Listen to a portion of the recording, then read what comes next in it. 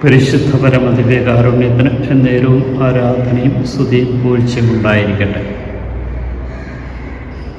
ഞങ്ങളെ ഓരോരുത്തരെ അനുദിനം സ്നേഹിക്കുകയും ഞങ്ങൾക്ക് വേണ്ടി ജീവൻ ബലിയർപ്പിക്കുകയും ചെയ്ത പരിശുദ്ധ പരമദിവ്യകാരുണ്യത്തിന് എന്നേരവും ആരാധനയും സ്തുതിയും പൂഴ്ചയും ഉണ്ടായിരിക്കട്ടെ.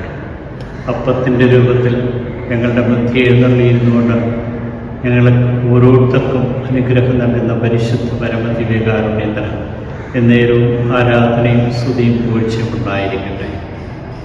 കാരുണ്യവാനായ കർത്താവേ, ഇന്ന് പ്രഭാതത്തിൽ അങ്ങ് ഞങ്ങളെ പ്രത്യേകമായിട്ട് ഓർമ്മിപ്പിക്കുന്നു.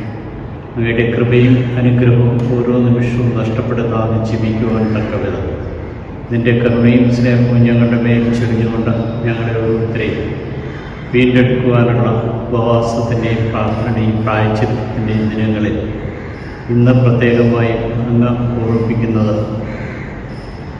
ജീവനിലേക്ക് കടന്നു വരുവാനായിട്ട് സത്യത്തിൻ്റെയും നീതിയുടെ മാർഗമറിയാൻ ദരിദ്രരെ സ്നേഹിക്കുക, ആർക്കും ഉപദ്രവം ചെയ്യാതിരിക്കുക,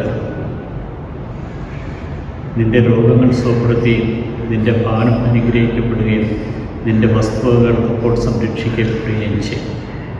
ദൈവത്തിൻ്റെ കൃപയും ചൈതന്യവും നിറഞ്ഞുകൊണ്ട് നന്മ നിറഞ്ഞവരായി തീരുവാൻ തക്കവിധം നമ്മെ ഓരോരുത്തരെയും വിളിക്കുന്ന കർത്താവിൻ്റെ തിരുമുമ്പിൽ സമ്പൂർണ്ണമായിട്ട് നമുക്കിന്ന് നമ്മെ സമർപ്പിക്കാം.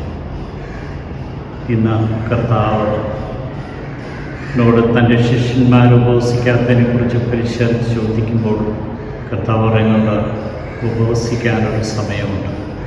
ആ സമയം ഇതാണെന്ന് ഞങ്ങളുടെ ഓരോരുത്തരും ഓർപ്പിച്ച് അങ്ങയുടെ കാരുണ്യം ചെറിയുന്ന ദിവസങ്ങളാക്കി ദിവസങ്ങളെ ഞങ്ങൾക്ക് നൽകിയതിന് ഓർത്ത് നന്ദി പറഞ്ഞുകൊണ്ട് ഞാൻ അങ്ങയെ സ്തുതിച്ച് ആരാധിച്ച് മാത്രം തേങ്ങിയിരിക്കുന്ന നന്ദി പറയും. കാരുണ്യവാനായ കർത്താവേ, ഉപവസിക്കാൻ കഴിയാത്ത എല്ലാവരെയും, തിന്മയുടെ രൂപയിൽ ജീവിക്കുന്ന എല്ലാവരെയും, ഞങ്ങളുടെ കുടുംബങ്ങളിൽ അസ്വസ്ഥതയുള്ളവരോരുത്തരെയും, രോഗികളെയും തകർന്ന കുടുംബങ്ങളെയും അങ്ങയുടെ തിരുമുമ്പിൽ സമർപ്പിക്കും. ഇന്നവർ പ്രാർത്ഥിക്കുന്ന എല്ലാ നിയോഗങ്ങളും അവരുടെ ഉപവസിക്കുന്നവരുടെ ഉപവാസവും പ്രവർത്തായി തീരുവാൻ തക്കവിധം കൃപ നൽകി അനുഗ്രഹിക്കുന്നു. ഈശോയെ നന്ദി, ഈശോയെ സ്തുതി, ഈശോ ആരാധന.